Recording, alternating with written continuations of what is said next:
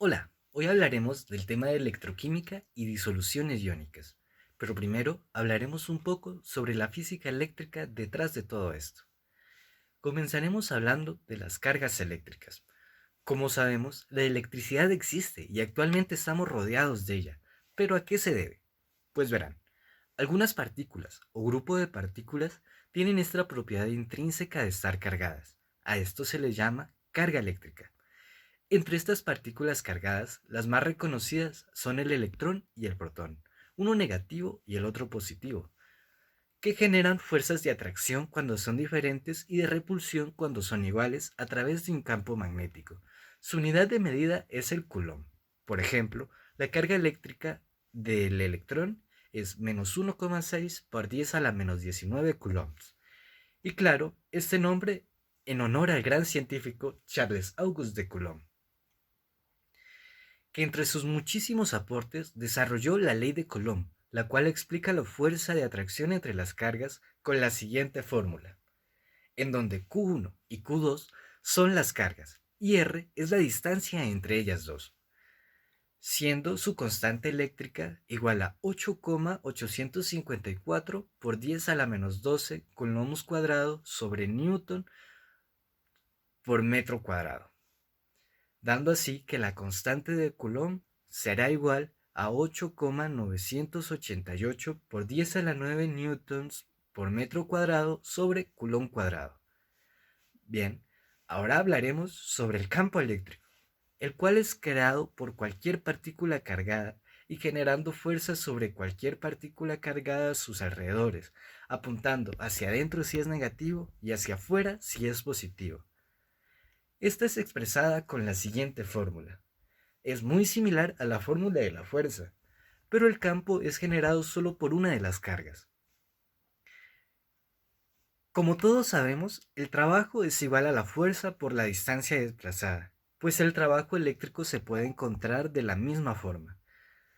Como miramos aquí, W será igual a la fuerza por el radio, y esto será igual a la carga por el campo por R.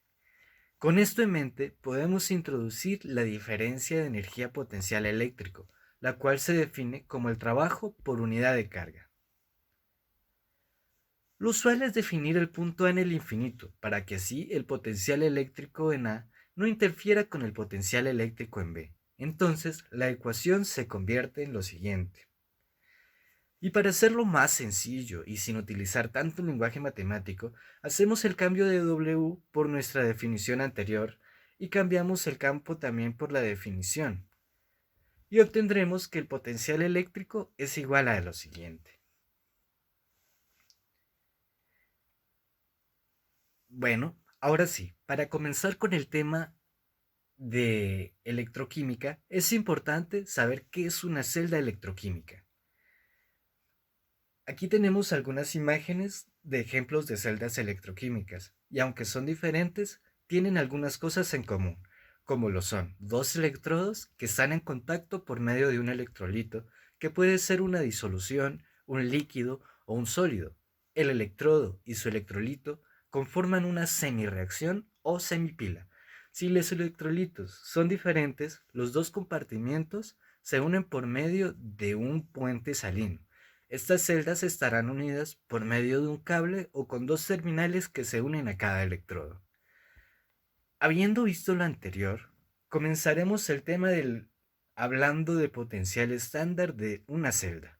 Y como su nombre lo dice, este es el potencial originado cuando las especies se encuentran en condiciones estándar, es decir, a una mol, una atmósfera y 25 grados centígrados.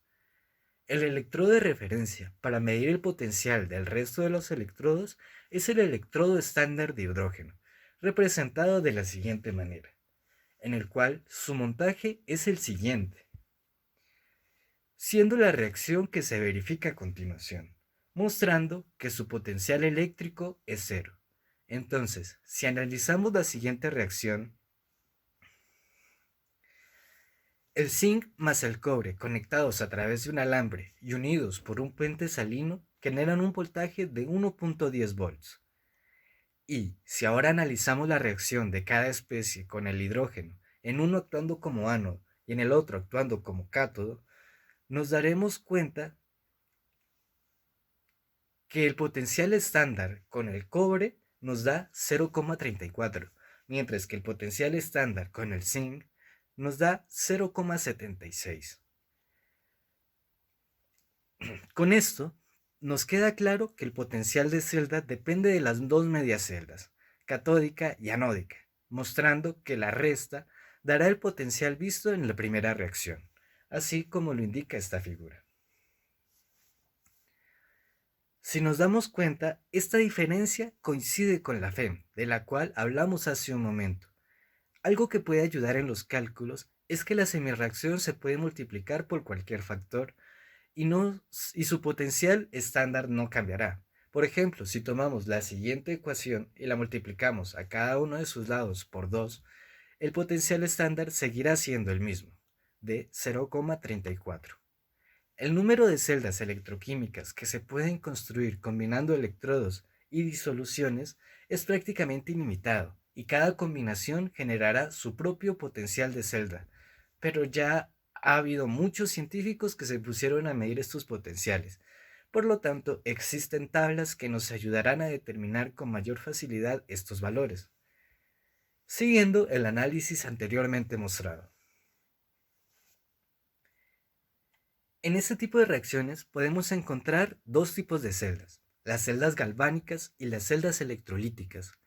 En esta explicación nos centraremos más en las celdas galvánicas, aunque en su momento daremos una breve explicación de las celdas electrolíticas. Bueno, para las celdas galvánicas, un ejemplo de estas son las mostradas anteriormente.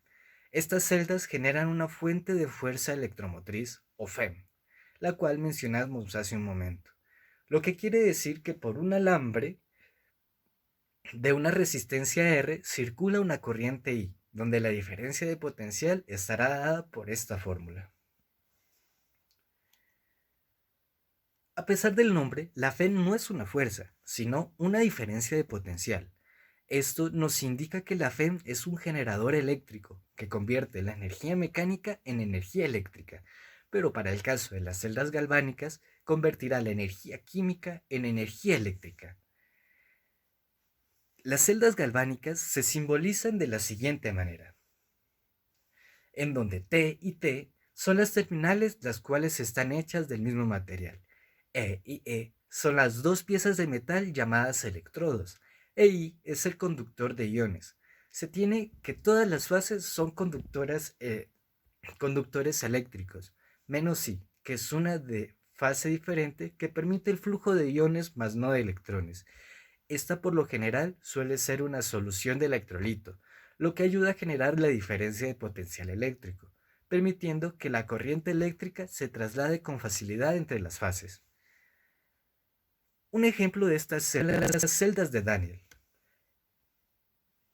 En estas celdas, una barrera porosa de cerámica separa un compartimiento que contiene una barra de zinc en una solución de sulfato de zinc de una barra de cobre en una solución de sulfato de cobre.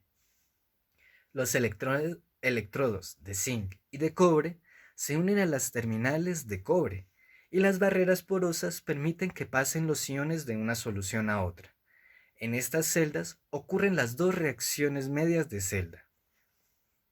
En esta miramos la reacción de oxidación, el ánodo, y en esta miramos la reacción de reducción, el cátodo. También hay un proceso de flujo de electrones.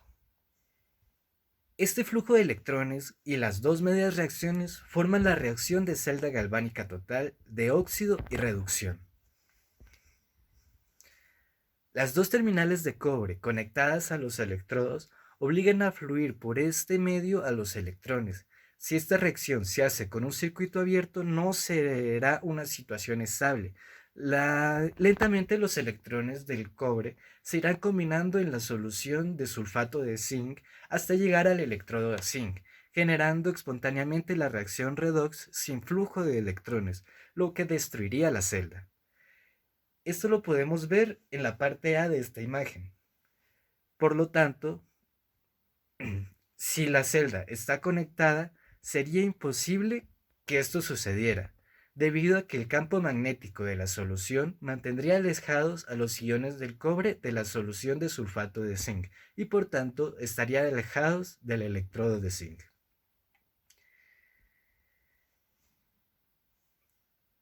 El ejemplo anterior puede mirarse de esta forma. Esta es la convención UPAC para los diagramas de celda.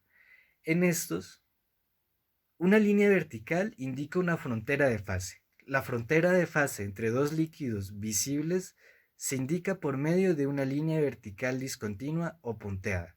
Dos especies presentes en la misma fase se separan con una coma. En este ejemplo, podemos darnos cuenta que la terminal de cobre y el electrodo de cobre forman una sola fase. Por lo tanto, la terminal de cobre a menudo se omite del diagrama de celda.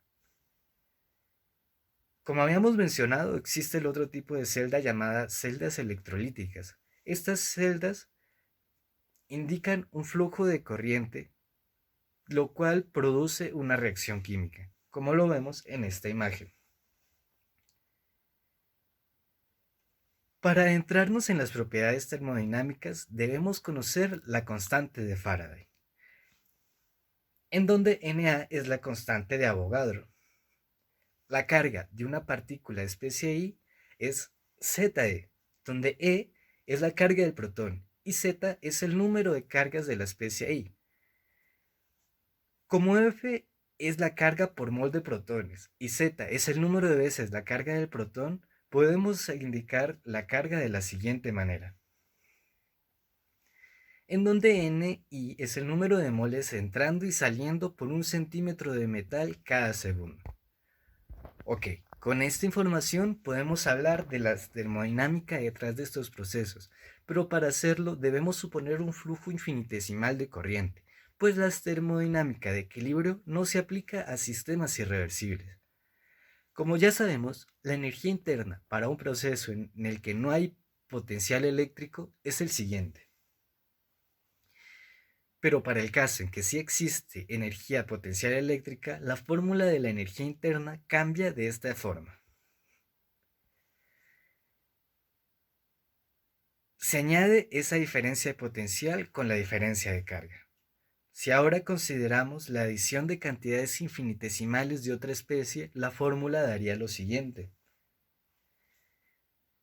Con esto claro, es momento de introducir el término potencial eléctrico μ. Como vemos, el potencial eléctrico es la suma del potencial químico con la energía potencial eléctrica de la especie I en la fase alfa. Entonces, para encontrar las ecuaciones termodinámicas para un sistema electroquímico, se toman las ecuaciones normales y se cambia el potencial químico por el potencial eléctrico. La condición de equilibrio electroquímico cerrado es que para cada sustancia I presente en ambas fases, la sumatoria de B por μ sea igual a 0, donde BI es el coeficiente estequiométrico. Para un sistema eléctrico cerrado, los potenciales eléctricos de las fases alfa y beta son iguales. Siguiendo la fórmula podemos reordenarla, obteniendo que, con lo que nos damos cuenta de que entre mayor sea la diferencia de potencial eléctrico, mayor será la diferencia en los potenciales químicos en equilibrio de la especie I. Cuando la diferencia de potencial entre las fases es 0 o cuando Zi es 0, entonces la diferencia de potencial químico está en equilibrio como en los anteriores capítulos. Si tenemos en cuenta la condición de equilibrio químico y sustituimos el potencial eléctrico con la definición, se convertirá en...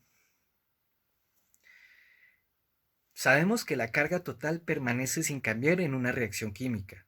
Por lo tanto, entonces se mantendrá la condición de equilibrio químico, la cual es... Bien, ahora analizaremos la termodinámica de las celdas galvánicas. Como dato, las reacciones electroquímicas en un circuito abierto se representan de la siguiente fórmula, en donde sí aparecen los electrones, y las reacciones químicas solo serán de la siguiente forma.